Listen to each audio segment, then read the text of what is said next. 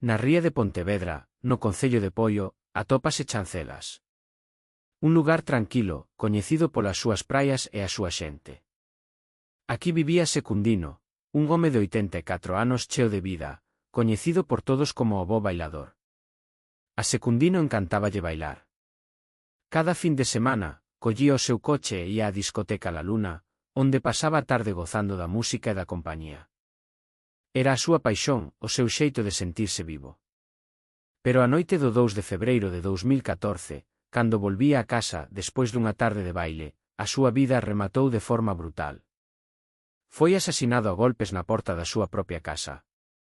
A investigación da Garda Civil non tardou en dar os seus froitos. As sospeitas centráronse en dúas mulleres que coidaban de Secundino, Albertina e Rocío. Apenas levaban unha semana vivindo con el. O móvil do crime, a herdanza. Días antes do asasinato, Secundino, convencido por Albertina, cambiara o seu testamento e nomeara a herdeira universal de todos os seus bens. Segundo a Fiscalía, as dúas mulleres, postas de acordo para acabar coa vida do ancián, agardárono no camiño de acceso á súa casa. Cando Secundino chegou, atacárono con extrema violencia.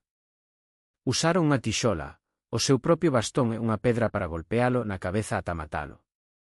Despois, para simular un roubo, entraron na casa e revolveron todo antes de chamar á policía. Durante o xuízo, celebrado na Audiencia Provincial de Pontevedra, as dúas acusadas botáronse as culpas mutuamente. Pero as probas eran contundentes. Rocío confesou parcialmente os feitos e a súa declaración foi clave. Albertina, a presunta cerebro do plan, sempre negou a súa participación. Finalmente, o xurado popular declarounas culpables de asasinato con aleivosía e ensañamento. Albertina foi condenada a 22 anos de cárcere e Rocío a 20 anos, ao aplicárselle a atenuante de confesión. O Tribunal Supremo confirmou as condenas en 2017. Un final tráxico para o bo bailador de Chancelas, un home que só quería gozar da vida e que atopou a morte a mans de quen debían coidalo. A súa historia deixou unha fonda pegada en Poio e en toda Galicia, un recordo amargo da fragilidade